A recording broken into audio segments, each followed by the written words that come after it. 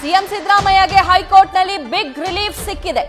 ಇವತ್ತು tension day ಆಗಿತ್ತು, ಆದ್ರೆ ಬೆಳ್ಳಂಬೆಳಗ್ಗೆ ರಿಲೀಫ್. ಮೂಡಾಕ್ಕೆ ಸಿಬಿಐಗೆ ನೀಡೋದಕ್ಕೆ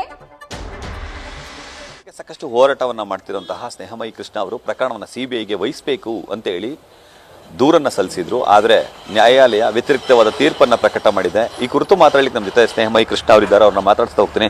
ಸರ್, ಎಲ್ಲೋ ನಿಮ್ಮ ಹೋರಾಟಕ್ಕೆ ಹಿನ್ನಡೆ ಆಯಿತು ಅಂತ ಅನ್ನಿಸ್ತಿದೆಯಾ ಸರ್? ಸರ್, ಹೋರಾಟ ಮಾಡೋದ ಸಂದರ್ಭದಲ್ಲಿ ಸೋಲು ಗೆಲುವು ಇದ್ದೇ ಇರುತ್ತೆ ಮತ್ತು ಏರುಪೇರುಗಳು ಇದ್ದೇ ಇರುತ್ತೆ.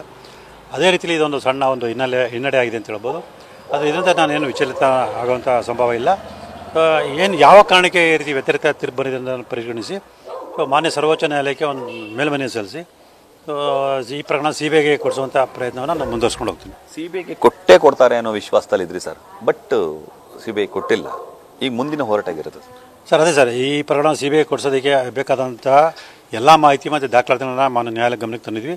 ಆದರೆ ಯಾವ ಒಂದು ವಿಷಯವನ್ನು ಇಟ್ಕೊಂಡು ಈ ವ್ಯತಿರಿಕ್ತ ತೀರ್ಪು ಕೊಟ್ಟಿದೆ ಅನ್ನೋದು ತೀರ್ಪನ್ನು ಪರಿಶೀಲಿಸೋಣ ಅಂತ ಗೊತ್ತಾಗುತ್ತೆ. ಸೊ ಆ ಒಂದು ಹಿನ್ನೆಲೆಯಲ್ಲಿ ಮೇಲ್ಮನವಿ ಸಲ್ಲಿಸೋಂಥ ಪ್ರಯತ್ನವನ್ನು ಮಾಡ್ತೀವಿ. ಬಟ್ ಪ್ರತಿದಿನ ಸಾವಿರಾರು ಪುಟಗಳ ದಾಖಲಾತಿಗಳನ್ನ ಕೊಡ್ತಾ ಇದ್ರಿ ಸರ್, ನ್ಯಾಯಾಲಯಕ್ಕೆ ಕೂಡ ಸಾಕಷ್ಟು ಒದಗಿಸಿದ್ರಿ. ಆದರೂ ಕೂಡ ಯಾಕೆ ಪರಿಗಣನೆಗೆ ತಗೊಂಡಿಲ್ಲ ಅಂತ ನಿಮ್ಗೆ ಅನಿಸುತ್ತೆ ಸರ್? ಸರ್, ಅದೇ ಗೊತ್ತಿಲ್ಲ ಸರ್. ಅದು ನೋಡಿದಾಗಲಷ್ಟು ಹೇಳ್ಬೋದು. ಈಗ ಅದಕ್ಕಿಂತ ಮುಂಚಿನ ಊಹೆ ಮಾಡಿಕೊಂಡು ಹೇಳೋದು ಕಷ್ಟ ಸಾಧ್ಯ ಆಗುತ್ತೆ. ಹಾಗಾಗಿ ಕೆಲವು ಬಹುಶಃ ಸಣ್ಣ ತಾಂತ್ರಿಕ ವಿಚಾರಗಳು ಇಟ್ಕೊಂಡು ಈ ತೀರ್ಪು ಬಂದಿದೆ ಅಂತೇಳಿ ನನಗೆ ಅನುಮಾನ ಇದೆ. ಸಂಪೂರ್ಣ ತೀರ್ಪನ್ನು ಪರಿಶೀಲನೆ ಮಾಡಿದ ನಂತರ ಅಲ್ಲಿ ಯಾವ್ಯಾವ ಲೋಪದೋಷ ಕಂಡು ಬಂದಿದೆ ಅಂತ ಪರಿಗಣಿಸಿ ಅದಕ್ಕೆ ಪೂರಕವಾದಂಥ ಮಾಹಿತಿ ದಾಖಲಾತಿಗಳನ್ನು ಮಾನ್ಯ ಸರ್ವೋಚ್ಚ ನ್ಯಾಯಾಲಯಕ್ಕೆ ಸಲ್ಲಿಸುವಂಥ ಪ್ರಯತ್ನವನ್ನು ನಾನು ಮಾಡೇ ಮಾಡ್ತೀನಿ. ಇದು ಸಿದ್ದರಾಮಯ್ಯ ಅವರಿಗೆ ಗೆಲುವಾಗಿದೆ, ನಿಮಗೆ ಸೋಲಾಗಿದೆ ಅಂತ ಅವಲೋಕಿಸ್ಬೋದಾ, ಹೇಗೆ ಸರ್? ಸರ್, ಖಂಡಿತವಲ್ಲ ಸರ್. ಸರ್, ಇಲ್ಲಿ ತನಿಖಾ ಸಂಸ್ಥೆ ಬಗ್ಗೆ ಅಷ್ಟೇ ತೀರ್ಪು ಬಂದಿರೋಂಥದ್ದು. ತನಿಖೆ ಬಗ್ಗೆ ಆಗಲಿ ಅಥವಾ ತನಿಖಾ ವರದಿ ಬಗ್ಗೆ ಆಗಲಿ ತೀರ್ಪು ಬಂದಿರೋಂಥದ್ದಲ್ಲ. ಲೋಕಾಯುಕ್ತ ತನಿಖೆ ನಡೀತಿತ್ತು, ಆ ತನಿಖೆನ ಸಿಬಿಐ ಕೊಡುವಂಥ ವಿಚಾರ ಅಷ್ಟೇ ಇಲ್ಲಿ ಇರೋದ್ರಿಂದ ಯಾವುದೇ ರೀತಿ ಹಿನ್ನಡೆ ಅಂತ ಏನೂ ಆಗಲ್ಲ ಸರ್. ಸೊ ಎಲ್ಲದಕ್ಕಿಂತ ಮುಖ್ಯವಾಗಿ ಹೇಳಬೇಕು ಅಂತಂದರೆ, ಸೊ ಯಾವುದೇ ತನಿಖಾ ಸಂಸ್ಥೆ ಯಾವುದೇ ರೀತಿಯ ವರದಿ ಕೊಟ್ಟರು ಕೂಡ ಸಿದ್ದರಾಮಯ್ಯ ಶಿಕ್ಷೆ ಕೊಡಿಸುವಂಥ ಎಲ್ಲ ಅವಕಾಶಗಳು ನನಗಿದ್ದೇ ಇದೆ. ಅದಕ್ಕೆ ಪೂರಕವಾದ ಎಲ್ಲ ಸಾಕ್ಷಿಗಳು ನನಗಿದ್ದೇ ಇದೆ. ಹಾಗಾಗಿ ಅದು ಭಾಳ ದೊಡ್ಡ ಮುಖ್ಯ ವಿಚಾರ ಆಗಲ್ಲ. ಸೊ ಇಲ್ಲಿ ಏನು ಅಂತಿಮವಾಗಿ ಮಾನ್ಯ ನ್ಯಾಯಾಲಯ ತೀರ್ಪು ನೀಡುವಂಥದ್ದೇ ಭಾಳ ಮುಖ್ಯವಾಗುತ್ತೆ. ಅಂದರೆ ನಿಮೀಗ ಮುಂದಿನ ಹೋರಾಟ ಹೇಗಿರುತ್ತೆ ಸರ್? ಸರ್, ಇದೇ ರೀತಿ ಕಾನೂನು ಪ್ರಕಾರ ನಾನು ಮುಂದುವರ್ಸ್ಕೊಂಡು ಹೋಗ್ತೀನಿ ಸರ್. ಯಾವುದೇ ಉತ್ಸಾಹ ಕುಗ್ಗುವಂಥ ಪ್ರಶ್ನೆ ಆಗಲಿ ಅಥವಾ ವಿಚಲಿತ ಆಗುವಂಥದ್ದಾಗಲಿ ಅಥವಾ ಹಿಂದೆ ಸೇರಿಸುವಂಥ ಪ್ರಸಂಗ ಅಂತೂ ಬರೋದಿಲ್ಲ. ಇದೇ ಉತ್ಸಾಹದಿಂದ ನಾನು ಮುಂದುವರ್ಕೊಂಡು ಹೋಗ್ತೀನಿ. ನನ್ನ ಗುರಿನ ತಲುಪ್ತೀನಿ ವಿಶ್ವಾಸ ನನಗಿದೆ. Thank you sir. ಇದಿಷ್ಟು ದೂರದರಂತಹ ಸ್ನೇಹಮಯಿ ಕೃಷ್ಣ ಅವರ ಮಾತುಗಳು. ಕ್ಯಾಮ್ರಾಮನ್ ವಿನಯ್ ಜೊತೆ ರವಿ ಪಾಂಡವಪುರ, ನ್ಯೂಸ್ ಫಸ್ಟ್, ಮೈಸೂರು.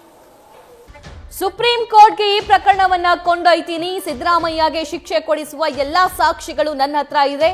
ಇರುವಂತಹ ಉತ್ಸಾಹದಿಂದ ಈಗ ಯಾವ ರೀತಿ ಉತ್ಸಾಹದಲ್ಲಿದ್ದೀನಿ, ಇದೇ ಉತ್ಸಾಹದಲ್ಲಿ ಸುಪ್ರೀಂ ಕೋರ್ಟ್ಗೂ ಕೂಡ ನಾನು ಹೋಗ್ತೀನಿ. ಈ ಪ್ರಕರಣವನ್ನ ಗೆದ್ದೇ ಗೆಲ್ತೀವಿ ಅನ್ನುವಂತ ವಿಶ್ವಾಸವನ್ನ ಸ್ನೇಹಮಯಿ ಕೃಷ್ಣ ಅವರು ವ್ಯಕ್ತಪಡಿಸ್ತಾ ಇದ್ದಾರೆ. ಹಿನ್ನಡೆ ಅನ್ನುವಂಥದ್ದೇನೂ ಇಲ್ಲ. ತನಿಖಾ ಸಂಸ್ಥೆಯ ಮೇಲೆ ನನಗೆ ನಂಬಿಕೆ ಇರಲಿಲ್ಲ. ಆ ತನಿಖಾ ಸಂಸ್ಥೆಗೆ ಸಂಬಂಧಪಟ್ಟಂತಹ ಆ ತನಿಖೆ ಏನೇನಾಗಿದೆ ಅದರ ರಿಪೋರ್ಟ್ ಕೋರ್ಟ್ಗೆ ಸಲ್ಲಿಕೆಯಾಗಿದೆ. ಅದರ ಆಧಾರದ ಮೇಲೆ ಈಗ ಈ ತೀರ್ಪು ಪ್ರಕಟ ಆಗಿರೋದು. ಸೊ ಇದನ್ನ ಪ್ರಶ್ನೆ ಮಾಡಿ ಸುಪ್ರೀಂ ಕೋರ್ಟ್ಗೆ ಸ್ನೇಹಮಯಿ ಕೃಷ್ಣ ಹೋಗ್ತೀನಿ ಅಂತ ಹೇಳಿ ಸದ್ಯಕ್ಕೆ ಹೇಳ್ತಿದ್ದಾರೆ. ಇನ್ನು ಸಿಬಿಐಗೆ ಪ್ರಕರಣವನ್ನ ವಹಿಸಬೇಕೋ ಬೇಡವೋ ಅನ್ನುವಂಥ ವಿಚಾರಕ್ಕೆ ಸಂಬಂಧಪಟ್ಟಂತೆ ಈ ಪ್ರಕರಣವನ್ನ ಸಿಬಿಐ ನೀಡೋದಕ್ಕೆ ಕೋರ್ಟ್ ನಿರಾಕರಿಸಿದೆ. ನ್ಯಾಯಮೂರ್ತಿ ನಾಗಪ್ರಸನ್ನ ಅವರ ಪೀಠದಿಂದ ಮಹತ್ವದ ಆದೇಶ ಇವತ್ತು ಪ್ರಕಟ ಆಗಿದೆ. ಸೊ ಹಾಗಾಗಿ ಸಿದ್ದರಾಮಯ್ಯ ಅವರಿಗೆ ಸದ್ಯಕ್ಕೆ ಅವರು ನಿರಾಳರಾಗಿರಬಹುದು ಎಲ್ಲಿವರೆಗೂ, ಸುಪ್ರೀಂ ಕೋರ್ಟಿಗೆ ಹೋಗೋವರೆಗೂ. ಸುಪ್ರೀಂ ಕೋರ್ಟಿಗೆ ಹೋದ ನಂತರ ಏನಾಗುತ್ತೆ ಅನ್ನುವಂತಹ ಪ್ರಶ್ನೆ, ಸಿಬಿಐಗೆ ವಹಿಸ್ತಾರಾ ಇಲ್ವಾ, ಸಿಬಿಐ ತನಿಖೆ ಇನ್ ಕೇಸ್ ಸ್ಟಾರ್ಟ್ ಆದ್ರೆ ಅವಾಗ ಸಿದ್ದರಾಮಯ್ಯ ಅವರಿಗೆ ಮತ್ತು ಅವರ ಕುಟುಂಬಕ್ಕೆ ಏನಾದ್ರೂ ಸಂಕಷ್ಟ ಎದುರಾಗಬಹುದಾ? ಇದು ಮುಂಬರುವಂತಹ ಹಂತದಲ್ಲಿ ನೋಡಬೇಕಾಗಿರುವಂತಹ ಅಂಶಗಳು. ಆದ್ರೆ ಸದ್ಯಕ್ಕೆ ಈಗ ಸಿಗ್ತಾ ಇರುವಂತಹ ಮಾಹಿತಿ, ಧಾರವಾಡ ಹೈಕೋರ್ಟ್ನಲ್ಲಿ ನ್ಯಾಯಮೂರ್ತಿ ನಾಗಪ್ರಸನ್ನ ಅವರ ಪೀಠದಿಂದ ಮಹತ್ವದ ಆದೇಶ, ಸಿಎಂ ಸಿದ್ದರಾಮಯ್ಯ ಅವರಿಗೆ ರಿಲೀಫ್ ಸಿಕ್ಕಿದೆ, ಸ್ನೇಹಮಯಿ ಕೃಷ್ಣ ಅವರಿಗೆ ನಿರಾಸೆಯಾಗಿದೆ, ಹೈಕೋರ್ಟ್ನಲ್ಲಿ ಅವರಿಗೆ ಹಿನ್ನಡೆಯಾಗಿದೆ. ಸ್ನೇಹಮಯಿ ಕೃಷ್ಣ ಅವರು ಮೂಡಾ ಕೇಸನ್ನ ಈಗ ಸಿಬಿಐಗೆ ವಹಿಸಬೇಕು ಅಂತ ಹೇಳಿ ಅರ್ಜಿಯನ್ನ ಸಲ್ಲಿಸಿದ್ರು. ಆ ಅರ್ಜಿಯನ್ನ ಸಂಬಂಧಪಟ್ಟಂತೆ ಸಿಬಿಐಗೆ ವಹಿಸಬೇಕೋ ಬೇಡವೋ ಅನ್ನುವಂತಹ ವಾದ ಪ್ರತಿವಾದ ಇಷ್ಟು ದಿನಗಳ ಕಾಲ ಆಯಿತು. ನ್ಯೂಸ್ ಫಸ್ಟ್ ನಿರ್ಭೀತಿಯಿಂದ ನಿಮ್ಮ ಪರವಾಗಿ.